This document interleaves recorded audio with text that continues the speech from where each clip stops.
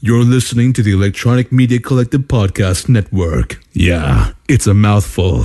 For more great shows like the one you're about to enjoy, visit electronicmediacollective.com. And now, our feature presentation. This is Jesse, and in the future, when characters come from Image to Marvel, Amazon.com will sell out of Orwellian dystopias. This is Randy. In the future, let's just not elect any Roombas.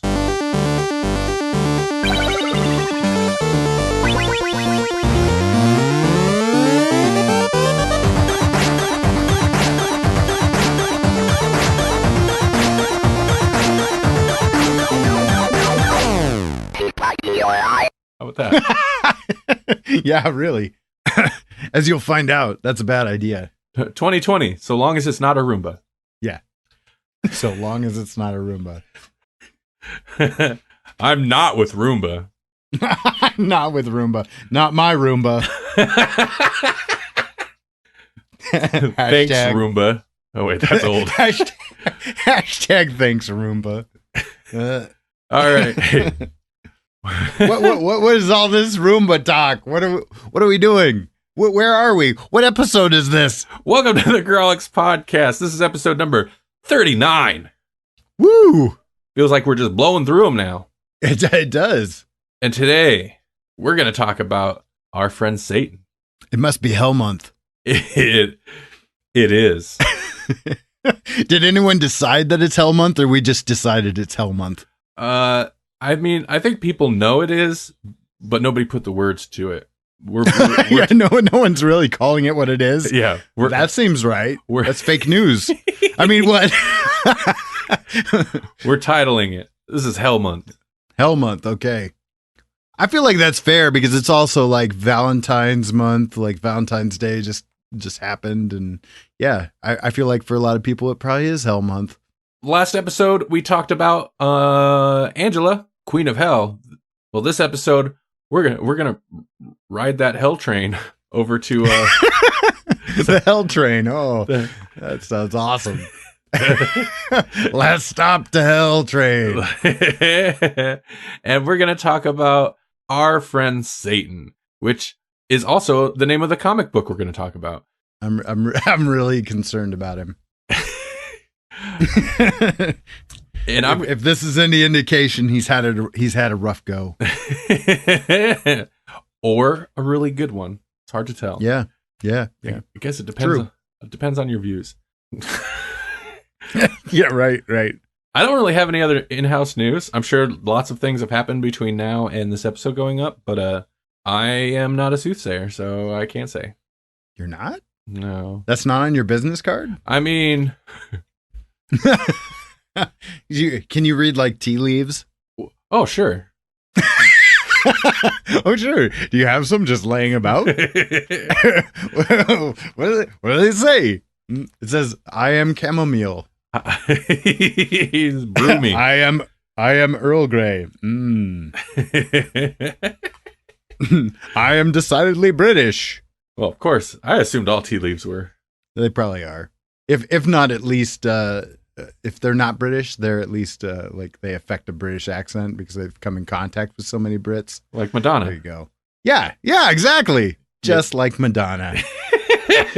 So pretty soon, tea leaves will be leading their own women's march. Yeah, tea rights.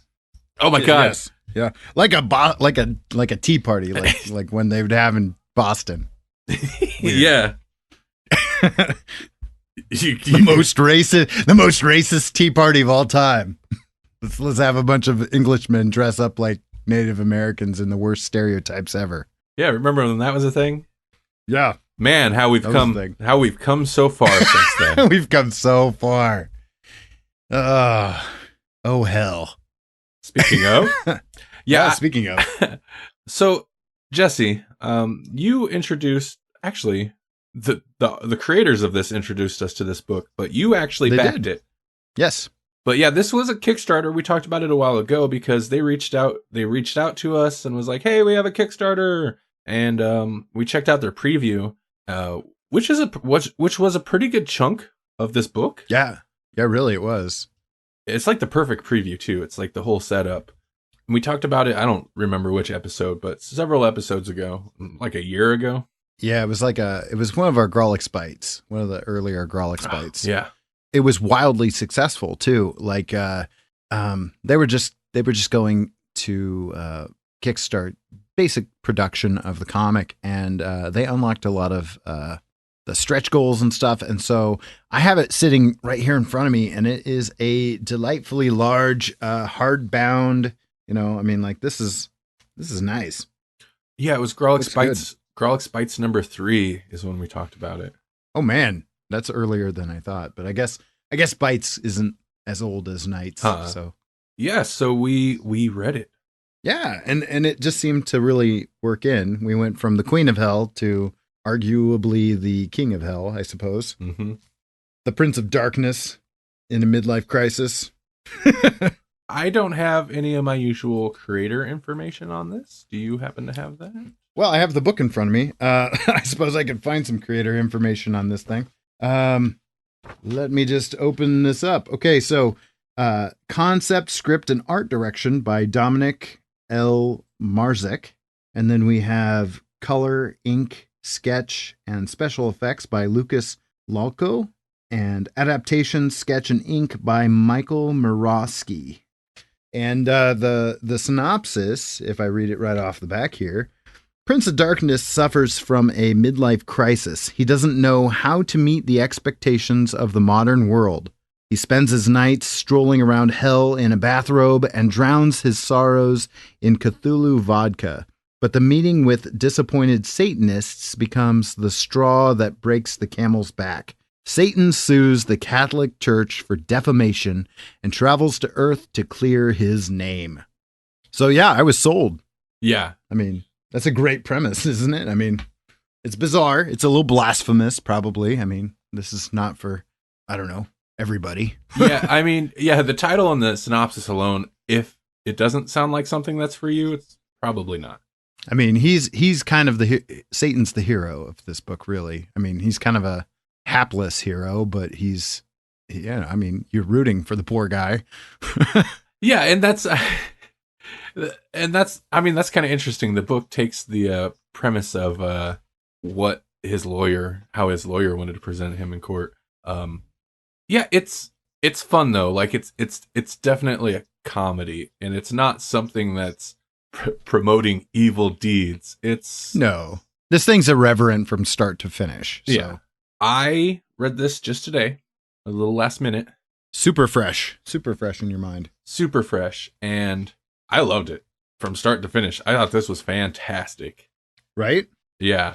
When it kind of opens, I mean, like right off the bat, it kind of you get the feel of the book right away, because it opens with like a satanic cult, and they're trying to summon Satan, and he shows up, and they're like, "Wait, what?" Because he shows up in his bathrobe, and he's basically got like stains all over his undershirt, and he's holding a plate of just spaghetti, his dinner. Yeah, like they interrupted him in the middle of supper, and they're just not impressed, and they're like, and so he sends a different, like demonic creature, and then they're all like, oh yeah, this is way better. They're disappointed that he's not like a tentacle, and that becomes an ongoing thing. It's like this horrifying tentacle creature. And if you notice, like, he's like, oh, hold on, I'll get you somebody, maybe, somebody else. And he's got his like contacts on his phone up, and it's Cthulhu he's got that he like instructs them how to summon Cthulhu. Oh yeah, that's right. Because his phone said the contacts said Cthulhu, and under that was Nixon. Oh, that's right. Yeah, there's a lot of fun nods in this. Mm-hmm. So yeah, then he goes back to hell, and is Beelzebub the guy he hangs out with, like his right hand man? Is that who that is? I think so. Yeah, and he's part of what's so great is like, and Beelzebub's like more of the traditional looking devil type creature. He's a demon, but he's kind of more friendly and kind of dopey though. Yeah, and he's always kind of doting. Yeah. So Satan ends up kind of getting upset and decides the best way to go about it, because these the Catholics, the Pope is is Oh man, the Pope. he's hype. Oh yeah, oh god, I love the introduction of that. So yeah, it takes place in the future too. That's another thing we should probably mention is that this is not present day. Yeah, so he's upset that he can't live up to the hype that the Catholic Church is built up for him. That so he decides he wants to sue them for defamation. Yep. The Vatican's like in space. It's like a watchtower type deal. Yeah, they've got their own space station and I didn't notice till later in the book, but at one point the way it's shaped, and it's probably super obvious, I just didn't notice it till later, is it from the sun it casts a shadow on the earth in the shape of a cross, and I was like, oh, that's fun. Yes. Yeah, the first time you see it, it's kind of at an angle, so it's not super duper obvious, but yeah. He basically it starts out like he's going to take him to small claims court kind of thing. Like he's got one of those flyers you'd see in Walmart where you walk out and it's on a notice board and you just tear off their number and then you call them kind of thing. Mm-hmm. And that's how it all starts. He's got this strange little motley crew of people in hell that kind of run the joint for him too while he's off doing this whole thing. Who is that? Is that little guy a reference to something, or is he just an unusual character? I don't know. He's like a little imp, though. Yeah. Yeah, and he's got kind of a 70s style to his clothes, like kind of a 70s V-neck type shirt, and that guy's full of attitude. He's like if you cross Danny DeVito with Burgess Meredith. Yeah, that's a pretty good breakdown of him. He has. I don't even know how else to explain him though, but that's basically it. Just like super ornery, and him and Beelzebub, like Beelzebub's like, you need to tone it down, and he's like, you just make me, kind of thing. He has some very colorful things he calls different characters, and some of those are kind of fun. I can't say them, but they're fun. Oh yeah. and then of course this court hearing on Earth gets blown up into a huge media event. So then Satan starts kind of feeling nervous. Yeah. Because it's televised, it's this big thing. There's all sorts of awesome little references too, like in that first the first scene where we see the highest court of United Earth. They even have like callbacks to what's that guy on I don't know what channel it is, but the guy that's in all the memes about aliens. Oh yeah. With the crazy hair and everything. Yeah. Like there's an obvious reference to him right off the bat. The judge is obviously Judge Judy. Yes, yeah. Oh yeah, there's a bunch of stuff like that. One of my favorite little random nods was, I didn't expect the Spanish Inquisition. Awesome. Monty Python nod. And they didn't go as far as to follow it up with the actual full, like the punchline, but just the fact that it was there was so good with this random guy in hell. So we don't see the Pope's face right away. They make a point of kind of building that up a little bit. Even when he arrives at the court hearing, you don't see his face right away. It's always obscured until you get the big, full page splash close up, and he's just this ridiculously handsome, like old Hollywood looking, good looking guy with this just smile, and the reveal it's just fantastic. When all this is happening, like the Pope shows up and everybody knows who he is. So further playing off of this whole thing where Satan's being misrepresented as this tentacled creature or whatever. And like Satan can't get in. He's even like talking to the guards in the front, and he's like, here's a picture of me and Jesus. You remember him, right? And they just don't believe him. They're like, yeah, whatever. And then the Pope strolls right in.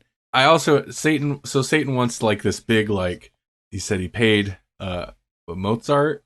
Was it Mozart? Yeah. To play Requiem when he comes in, and he wants this big like this big introduction to the court, and the lawyer's like, no, we're gonna play you off as a sympathetic character, and play up your mental issues and this and that, and then compassionate. We need them to feel compassion for you. And jumping forward slightly, you notice a lot of the things he said, the Pope ends up doing when they try to like introduce their version of Satan, even down to Mozart and smoke machines and stuff like that. I thought that was fun. so most of the time Satan's just kind of waiting like outside and vaping and whatnot. Like, they even make a point of like his certain kind of flavor or whatever. Yeah, well, and he even says something about paid advertisement here, and then like it's several panels. It's one page of pretty much just him sitting outside the courtroom waiting, vaping his cigarette flavored what was it? Cigarette flavored E-cigarette, yeah. Yeah, and he vapes cigarette flavored e-cigarette. What is this? Later he even stops kind of in the middle of the thing and he vapes for a couple panels. And it's like, all right. And in the meantime, like down in hell, they're like trying to keep things running smoothly for him. And little imp guy has like a package, and we don't know what's going on with that at first. Oh, man, I love the whole. Okay, so yeah, so they're like, so his idea is he wants to clean it up while the guy's gone because he said he would grant vacation permissions. Oh yeah. So they want to clean up hell while he's gone. So he gets they play it up for a bit. Like, what's this mysterious device? It's a Roomba. A single Roomba To clean up all of hell. But of course that's too slow. They end up getting just a bunch of Roombas. And how it comes about is kind of this whole thing. Like Hitler is there in hell because it's hell. And they're basically like, hey, you need to go make supper, go make tripe or whatever. And then and then the imp is like, I need you to make this like ridiculously detailed entree or whatever, and tripe. Yeah. And so Hitler's there, but he's just kind of a lackey until the Roombas enter the fray. He steps on one, which damages it. And I did like the bit where it damages like the LED display. And yeah. Not only does the LED display on this one that goes rogue turn red, but he damages it in a way that makes it look very Hitler-like. The little face like it has the little flop, like it has the flop hairdo basically, and then the little mustache almost. So while you've got the courtroom plot playing out, and that kind of escalates, you've also got this Roomba uprising in hell, which is pretty awesome. Led by a Hitler Roomba. Satan has to go to the bathroom. At one point, he finally finds the bathroom, and that's when we get like the meeting between the Pope and Satan, and it's brilliant. The light goes out, but of course the Pope happens to have a light bulb in his pocket, and it's just this whole thing. Later, when the meeting doesn't go so well between the two, he takes the light bulb back with him and leaves him in the dark bathroom. Yeah. The Pope is so passive aggressive. Yeah. Passive aggressive Pope. And the Pope has like these crazy powers and technology that like he shows up Satan the whole time. Oh yeah. Yeah. I'm just like, man, leave Satan alone, you jerk. And he has there's this whole plot. Again, I apologize for spoilers, I guess. Spoilers. This whole plot to basically take over, kind of take over hell because they want a Satan they basically want to force him into retirement. Yeah. So they can get a tentacle creature in there because when people are scared, they get better conversion rates. Right. When they're actually afraid of hell. There's a panel that's a reference to that like kind of iconic Dark Knight Returns lightning bolt image. Yes. Yeah. The silhouetted lightning bolt image. And oh my God. So I'm on a page with the Roombas. and like because the Roombas are doing all the work, everybody else is just like basically partying. Oh yeah. And they have all the succubuses and stuff hanging out, and it's just, oh man. It's ridiculously well written. Like, most thing in the art is solid. It's on point. Not to just gush over it, but like it's hard to find anything bad to say about it because it's, in terms of like a book that aims for comedy, it's like one of the best written things I've read in a while. Right.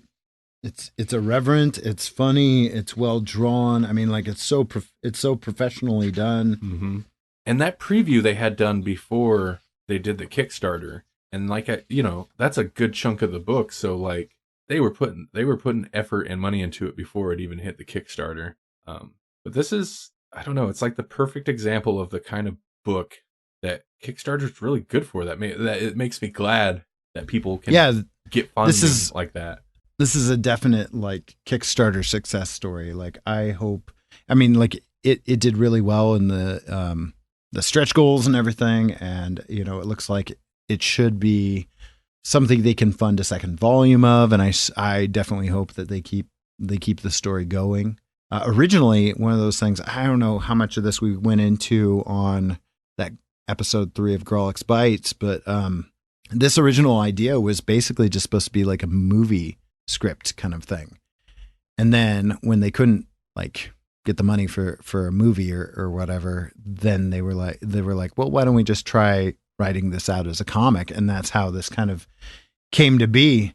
And I don't know, like it's so tight. Like this first arc comes to a definite resolution, and it's a fun resolution. You know, I don't know how spoilery we want to get with the end of it, because that's kind of a fun payoff there. Basically, Satan has a long game going. Mm-hmm. Yeah, and we don't realize it until the very end. And it's like, oh, and you're like, okay, Satan gets his day. If not in court, he at least gets his day. And there's weird stuff with Satan that they don't even fully go into. Like there's a sense of history to these characters. I mean, outside of the obvious, that's just generally good world building and storytelling. Yeah. Like his phone conversation to basically, it was like the receptionist in heaven. How he's got some history. Oh yeah. He's got history with that receptionist too, and she's like, "Well, you haven't called in a while." Uh-huh. Yeah, and there's a history with Jesus, and I like how how God is handled in this. Whenever he's referenced, when Satan's kind of just like he's just like a working stiff, like he's just doing a job, and that's the thing that he's trying to convey is like, I'm not a bad guy. I'm literally doing God's work. Like this is literally what God wants me to do. Yeah, the CEO. Yeah. They refer to him. Yeah, like there's a lot here we're not touching on, but I mean, it's worth your time. I would definitely recommend it. Again, this is for a person that has kind of an irreverent, slightly blasphemous sense of humor, I guess. But you know, I mean, it's fiction, so I don't think anyone should get too up in arms about it. But I don't know. I guess if you take your faith super duper seriously, then you might have an issue with this book, I suppose. I'm trying to find if you can currently buy this. That's a good question. You can find them on Facebook at facebook.com/ourfriendsatan, or they have a URL, www.ourfriendsatan.com. And they have that preview on there still. Preview PDF. Yeah. Anyway, well, I just recently got my hardcover copy, so they may still be fulfilling Kickstarter backers first. So that may be part of. If you can't find this right away, that might be part of it. Is that they're still in the process of basically fulfilling pre-orders. But whenever this is available, and you know, like we said, that preview that they have on their website is a pretty nice little lead in, and it's definitely worth your time. We read that, you know, way back when, and it's a nice, I mean, like even that's really well done. It has a really nice stopping point before the rest of the action kind of kicks in. Yeah, it's the perfect, I mean, it's totally their act one. It's the act one of the whole thing, and it's the perfect setup for it. And one thing about this is like, it's a fulfilling story throughout. Like it's not like they had this great setup and then it was just like, okay, well then kind of follow through. It wasn't like that at all. I think it's got a solid ending. The middle chunk is this, I guess the second act is just full of great humor, and yeah. Mm-hmm. If anything, I mean, like I hate to, I don't know, this is probably my bias entirely, but I wasn't sure how it was going to end. You know, like I wasn't sure if they could come up with a satisfying end, but they totally do. Mm-hmm. Like I guess I didn't see that satisfying end coming. And then when it happened, I was like, oh, well done. I will say this, the transition from the court scene to kind of, I mean, there's the whole court thing and then the bit after that. The transition from that to that, I was a little taken aback by because it felt quick. It's like the court thing's happening and then there's a jump. So I was a little thrown by that, but I mean, the story's still like, it's because the story hasn't ended yet. There's still a good conclusion after that. And that was thoroughly satisfying. reading through it, I was a little worried. I was like, oh, I was a little disappointed by where the court thing happened. I just didn't realize that the actual plot hadn't really resolved yet. Right. Yeah, I guess I could see that too. Because you would think that maybe the court case would be the resolution, and it just like, oh, and then it continues. And then you get the real end. Yeah. The art I liked quite a bit, and there was interesting character design choices because you've got the aliens guy, the History Channel meme, and Judge Judy and some other characters. It's not like a caricature. Wow, I barely spit that word out. Digital. Yeah. But it's very but it's very, very detailed drawings, and it like looks good. And then occasionally you've got like the TV reporter almost looks like a older style Archie character or something. Like there's I almost thought Fallout for a minute. Yeah, like exactly like like the 50s Vault Boy or whatever. 40s 50s cartoon style. And so there's a couple characters that are just like in a different style, and I thought that was an interesting choice. And yet they, for some reason, like that kind of jarring change of style would normally bug me, but it really didn't. No, and they're all inhabiting like the same world. It's not like a total art shift.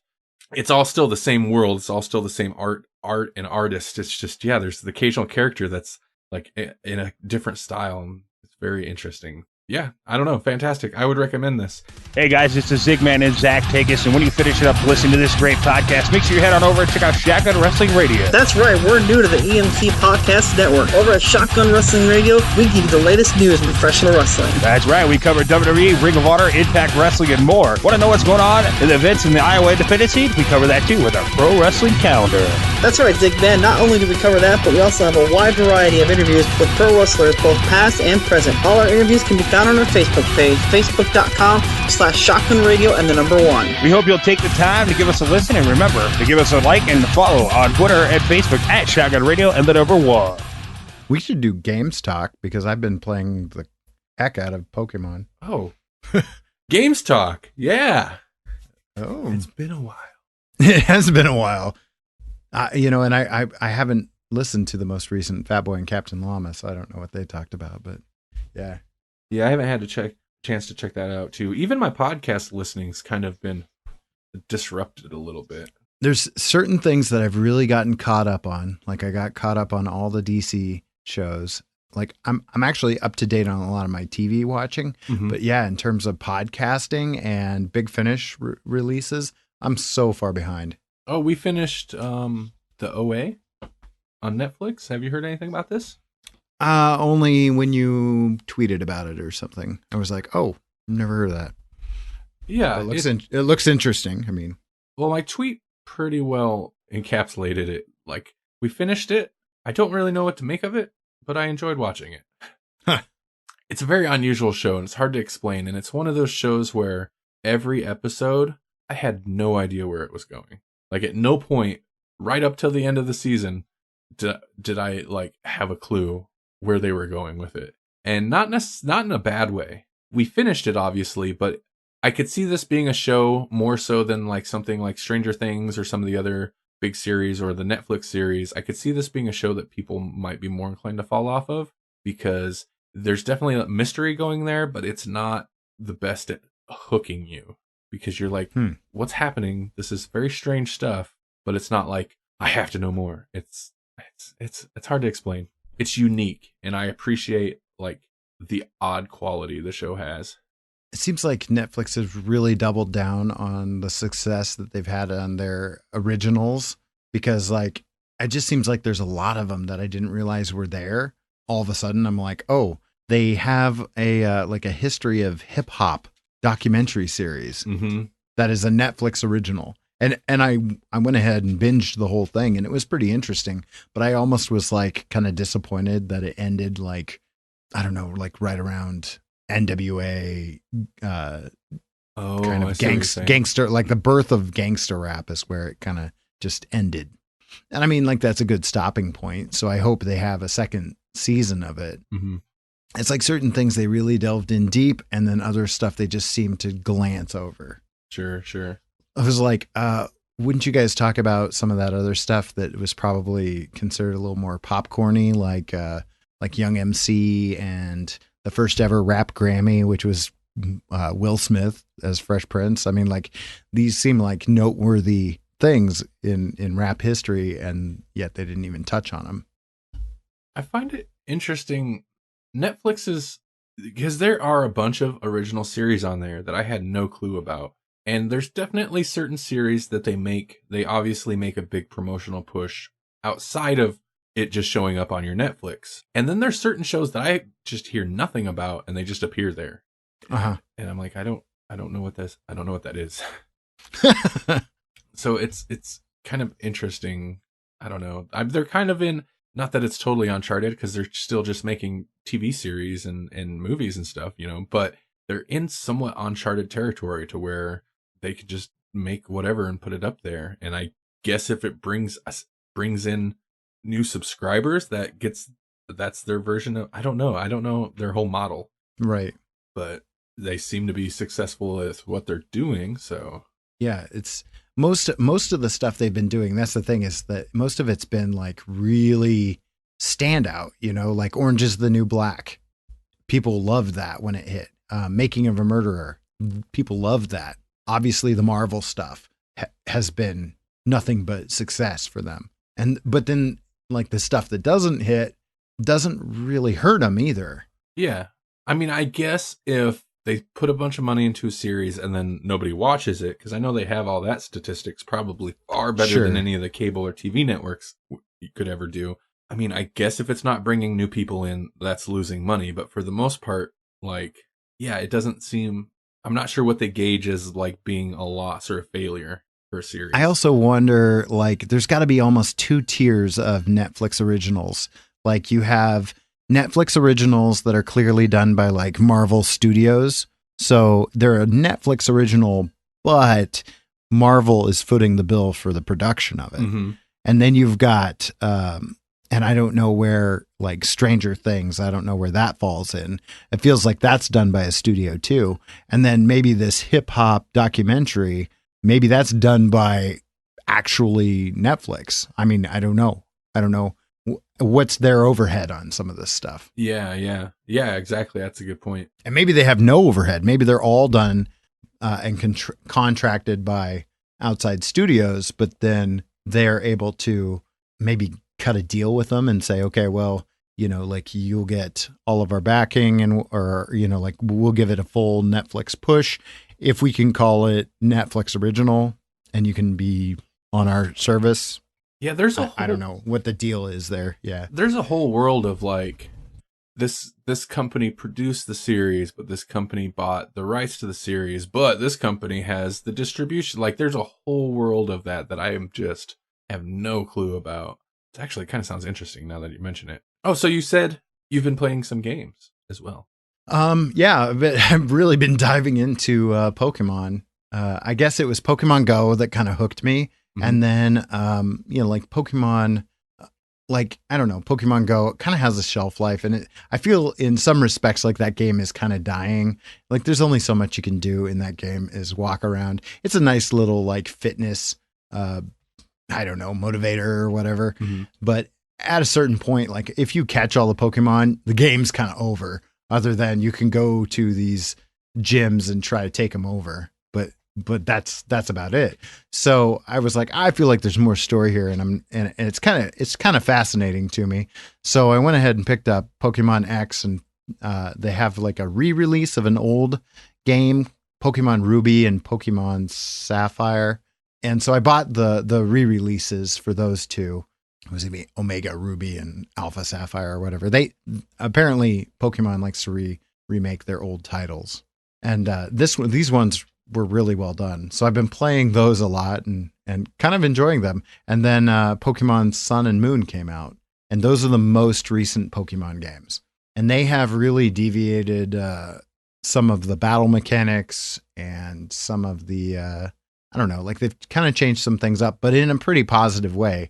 And recently I've been going backwards, like trying to pick up some of the games that are older, mm-hmm. If I can find them in a affordable manner, because Pokemon kind of had a resurgence. Oh yeah. Where some of the stuff is now just super expensive to get a hold of. So the one that I'm playing right now is Pokemon Black. There's Pokemon Black and Pokemon White, and then they also have like a sequel to that one. It's one of those rare ones where they do the title and then they also have a sequel to it. Oh, okay. And so I'm starting at the beginning of it, and that's what I've been playing. But it's totally different. It seems like going backwards, you start to realize just how gameplay has gotten easier. Oh, I guess. Yeah. Like going backwards, like these games have been like the newest games, they're pretty balanced. They're balanced and you can pretty much play them. And I mean, I guess these games are pretty much designed for kids, even though there's a lot of kids who grew up with them. And I think the games realize that and they market to it, that they're not just selling these games to kids anymore. But like going backwards, the gameplay is hard. Like I find myself dying a lot more with the old games than I do with these newer ones that are just coming out. That's definitely something that is definitely the case across the board on games. And it's something that some gamers complain about. And I understand that. But as somebody who, as a child, broke many Super Nintendo controllers out of frustration, to a point, I don't mind. I mean, I don't like all the hand holding that a lot of modern games do. But I mean, it's definitely the case. Games are easier, and it's a combination of, I guess it depends on the games, but there's the big criticism is, it's from not wanting to, it's like when, a movie or something is toned down because they want to reach a larger audience. It's like they don't want to alienate a potential customer base. Sure. When it's a marketing decision versus is this a challenging game kind of thing. Yeah. And then some of it is like, some games are just more like you'll get more games geared towards the story. So they focus on making sure you can get through the story. That's got its own critics, but no, you're dead on that, because that's definitely the case. Well, and you can see it in like Zelda or Mario. I mean, if you just take a property that's been around for as long as those two, you look back at like the first Mario game, and that game feels almost unbeatable. Like I bet I beat it way back in the day, but like if I go back to it now, even just the way that the controls work, it's like when you jump, your guy keeps running. Like your guy keeps moving. Like you kind of have to be able to be in a constant state of going forward. Whereas now, you can basically go backwards, forwards, all over the place in these games. And so there's just, like in those games, it's like you had to get it right the first try because there's no going back. And now you can always like, oh, I forgot that thing I was supposed to get before I beat the level. I guess I better go all the way back to the beginning of the game. And you may have a time constraint. I mean, like Mario games have a time limit per level, but other than that, there's nothing stopping you from doing that. There's no whoops, I better restart kind of thing. It's like, oh, I can still go back and get that as long as I have time. So I've been playing 7 Days to Die, which is basically, I mean, it's a zombie game, but it's basically Minecraft, but much more realistic looking. And zombies everywhere. And at night, the zombies can run, so you always want to make sure you can get to a safe spot or build up a base. And then the title comes from every 7th night, you get the Blood Moon Horde, and where it's just an insane horde of zombies that come at you. And can they break into your structures or whatever? Oh yeah, they'll tear down walls. Like, oh, there we go. And there's towns you can find, and of course there's going to be more zombies in towns. They always say it's better to build up a base, but it's like Minecraft. It's one of those games where if you need wood, you need to chop down the trees. You need to break the rocks to get stone. You need to mine for iron ore and stuff like that, or scavenge stuff. So it takes time to build up a base, and you can find a pre-existing like a house or something, but they will shred through those walls. And there's enough physics built in. And luckily, I haven't had this happen yet, but I did find a existing building and have been kind of fortifying that. Mm-hmm. But I worry because if they tear down enough of the first floor walls, because I don't stay on the first floor, I stay on the second floor, the whole place will come down. So that kind of fascinates me, but is also a risk. It's terrifying. The nighttime, I've finally been getting bolder, and I'll go out and be more active at night and like try to crossbow the zombies when they're coming at the house. But the first couple like blood moon hordes, I would just hide in the house. And so you find yourself playing this game where you're too scared to like go after the zombies. You're just hoping they don't tear the house down or get in the house so they can get to you. And so for like, it's not real time, 10, 20 minutes, I find myself, I'm just like crouched in the house, listening to the zombies outside, just tense the whole time, not doing anything. I'm like, okay. So it's like, was it I Am Legend or Omega Man? Yeah, the Minecraft game. Yeah, exactly. Like, I'm like, what kind of game is this? And speaking of making the game easier, I haven't done this, but the developers, and this is still early access. It's been early access for a couple of years now, I guess, but they're like very actively updating the game consistently. But they've made it very easy to mod, and there's a lot of configuration files that you can get access to, and you can turn the zombies off. And I have not done it, but I have been very tempted to just turn the zombies off and play a Minecraft like creative style mode. Yeah. But I haven't done it. I've been doing the zombie thing. It's just so hard to like, you really have to dole out what tasks you need to get done in a week before that next horde comes. And a lot of times you'll spend half of your day or a good chunk of 1 to 2 days rebuilding your base up if it's not solid enough. So like, it's definitely a bit of time management and resource management in the survival zombie game. Oh, that sounds interesting though. I mean, yeah, that's kind of what I liked about Minecraft in those early days. Is like when you don't know what you're doing, that first day where you're just punching down a tree and you're like, okay, I gotta build a hole. You're like, there's a certain feel to it. But then after it's old hat, it's like, I don't even care. I'm just gonna run around. I've got a sword. I've got armor. I've got everything I need. I can survive out at night. The only thing that scares me is lava. Yeah. Or accidentally falling to my death. I mean, at this point, the zombies are still a threat, but I've definitely, like, I'll spend more evenings. I'll stay on my base, but more evenings running around the outside of the base, killing the zombies, and less hiding from them, cowering in a corner in the house. Right. So, yeah, you definitely get to that point where you can deal with this stuff. But the first couple days where you don't have, because I restarted just to kind of play some of the early couple days, I think I'll hop back to the original. And the first 2 days, I just spent running the whole time trying to find a roof to hide on at night. But it's also kind of funny because it is very much still like Minecraft, except realistic. So like the houses look like normal houses. It's not, when you're building stuff, it's obviously like very blocky. But when you've got stuff built, the houses look like houses. There are cars that you can loot. The trees look like normal trees. You can cut them down and they actually fall down. But when you start, you still punch a tree to get wood. Like you still have your bare fists and you're punching trees. Yeah. So punching trees. And it just seems so much more ridiculous when everything looks kind of realistic, but you're still punching a tree to get wood. All right. Again, no letters, but if you want to send us comments or anything like that, letters at grawlixpodcast.com. You can also send us a voice message at 559-426-6427 or 559-4comics. Next episode, Prime episode, we'll be looking at The Tick. Yeah. For our pull list pick. Oh, maybe I'll watch some Tick episodes too. Oh yeah. I love the TV show when I was younger, man. I'm interested to see what you'll think of the comic, because I'm a big fan of The Tick, but I think a lot of people were actually introduced to the Tick via that original animated series run.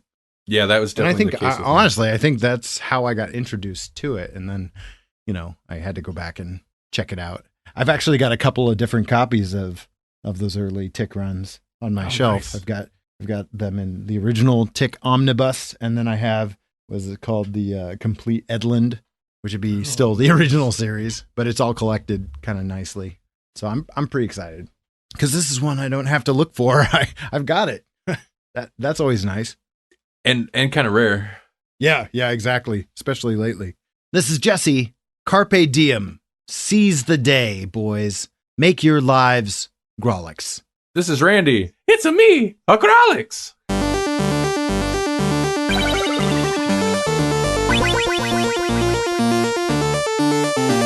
Thank you for listening to the Grawlix Podcast. The Grawlix Podcast is a production of the Electronic Media Collective and Vorpal Arrow Studios. For more Grawlix Podcasts, check out GrawlixPodcast.com. Also find us on iTunes, Stitcher, Google Play Music, YouTube, ElectronicMediaCollective.com, Facebook.com/Grawlix Podcast, Twitter.com/Grawlix Podcast, all the .com/all the Grawlix Podcasts.